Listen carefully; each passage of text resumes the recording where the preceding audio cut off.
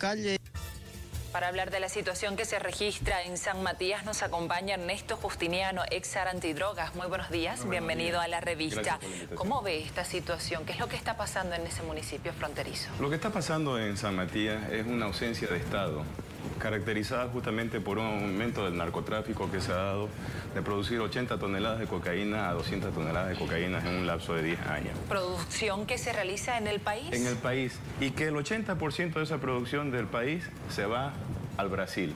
Más o menos estamos hablando de unos 800 a 1.000 millones de dólares que se van en montos económicos que se van a las favelas de Río de Janeiro y de San Pablo, la cocaína producida. Y los lugares obviamente de zona roja, Puerto Suárez en algunos lugares, San Matías, Guayaramerín más al norte, pero principalmente San Matías tiene una facilidad por el acceso al Brasil que obviamente nos muestra con claridad, es como un botón, o sea, una muestra de lo que está sucediendo y que puede suceder en el país más adelante. ¿En San Matías se hacen las transacciones del narcotráfico?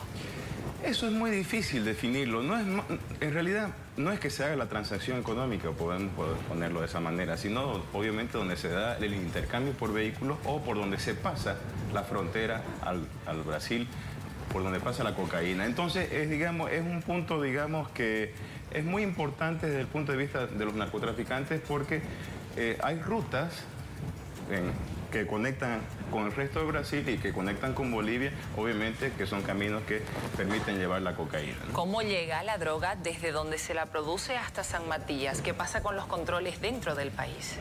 Lo que pasa es que, a ver, el problema de fondo es que nos centramos en la pelea sobre los efectos, ya en el tema de la interdicción, donde prácticamente los resultados son inocuos. Ya, peor aún considerando que la DEA no está en el país hace varios años, es decir, es una pelea a ciega, sin inteligencia, porque no está coordinada con Brasil, con la policía de Brasil, no hay una muy buena coordinación entre la misma policía local y evidentemente es una pelea totalmente desigual con los recursos que tienen los narcotraficantes que a diferencia de Bolivia se han globalizado, en cambio Bolivia se ha aislado porque no participa en una inteligencia global con el tema financiero, con el tema de la policía, que obviamente que es lo que brindaba la DEA.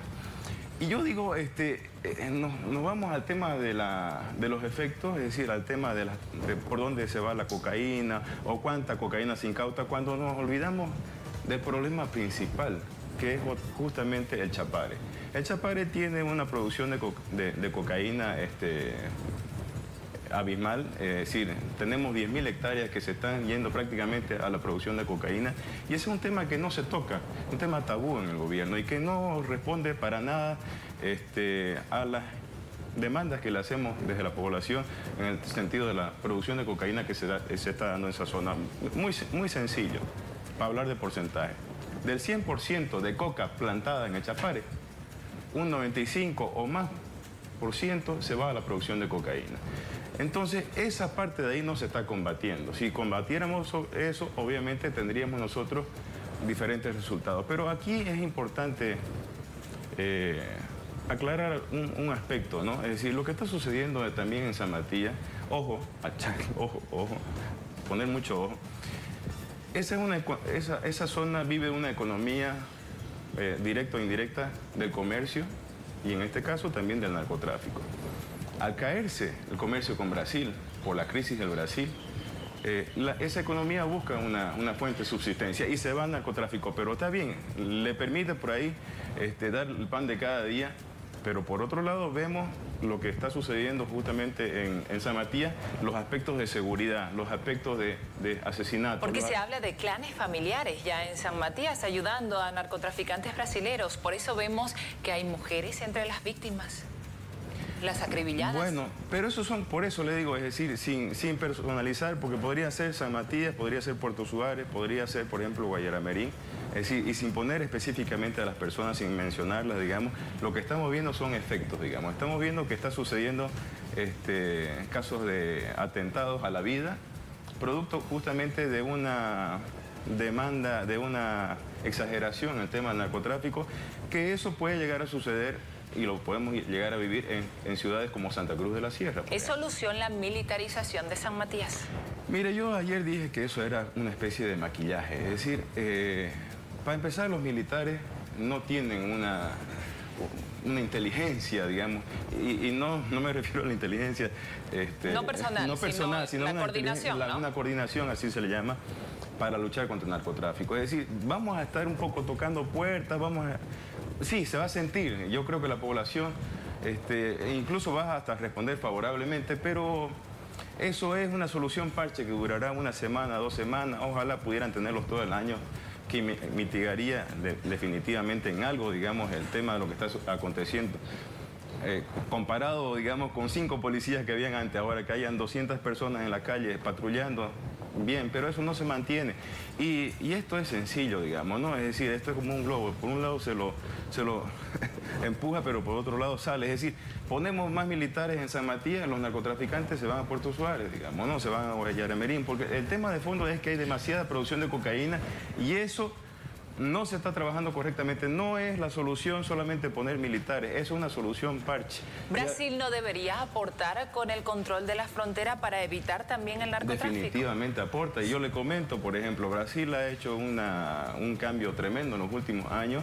Ha puesto policías y militares en todas las áreas fronterizas y para limitar la excesiva cantidad de cocaína. Pero pese a eso, continuamos viendo esto. Lo que pasa es que volvemos a lo mismo, es decir, de 100 toneladas, de 200 toneladas de cocaína, 160 se van al Brasil, 180 toneladas de cocaína se van al Brasil. Preguntemos cuánto han incautado de esas 180 toneladas o 160 toneladas. Si llegamos a 10, 15 toneladas o 20 toneladas, estamos hablando de un gran éxito. Es decir, o sea, quiere decir que 120 pasaron. Mejor era que Brasil nos ayude, y en eso creo que tiene que cambiar su política de Brasil también, a exigirle al gobierno boliviano que limite la producción de coca en zonas que son aptas de coca para la cocaína. Es decir, que limite la producción de cocaína en el Chapare. Con eso, en vez de estar pasando 160 toneladas, podríamos rápidamente, en un lapso de 1 año, 2 años, bajar a 50, 80 toneladas. ¿Podemos graficar la ruta que sigue la droga en el país? Usted dice que es el producto de la coca excedentaria del Chapare. Sí. ¿Dónde se la cristaliza? ¿En Cochabamba? ¿En Santa Cruz? ¿En qué municipios? ¿Y después a dónde va? Normalmente ha habido un cambio también, ¿no? Antes nosotros, me refiero a los bolivianos, en la producción de la cocaína, se exportaba la pasta base. Ahora se está cristalizando mucho, pero obviamente esa cristalización se la da en lugares del oriente boliviano, ¿no? Es decir, principalmente en Santa Cruz. Y obviamente necesitan gran cantidad de agua. O sea que es muy difícil que... Ahora, de que se produce artesanalmente, hasta en las casas hoy en día, se produce. Hemos encontrado hasta en el Alto fábricas clandestinas de pichicata, digamos, ¿no? Pero el tema es que son factorías muy pequeñas, es decir... y eso complica mucho más el trabajo, porque el trabajo de las hormigas es más difícil de controlar que, obviamente, fábricas grandes. Pero realmente aquí es otro tema, digamos, que bien que lo menciona. Es decir, cuando hablamos de producciones de varias toneladas de cocaína, estamos hablando de factorías que pueden estar produciendo 100 kilos por semana, digamos, ¿no? Pero los narcotraficantes saben que si siembran 100 fábricas de cocaína, 1 o 2 le van a agarrar, porque ese es el impacto, eso es lo máximo que se puede lograr en una eficiente lucha contra el narcotráfico por parte de la policía. Es decir, que 8 fábricas van a continuar trabajando. Y evidentemente estamos hablando de mafias que son muy grandes, ya, es decir, que no son solamente bolivianos, hay mexicanos, hay colombianos, es decir, estamos en un mundo globalizado y el narcotráfico no es ajeno a eso. Lo que es ajeno y lamentablemente se da es que Bolivia se haya aislado de esa lucha globalizada contra el narcotráfico, sacando a la DEA del país.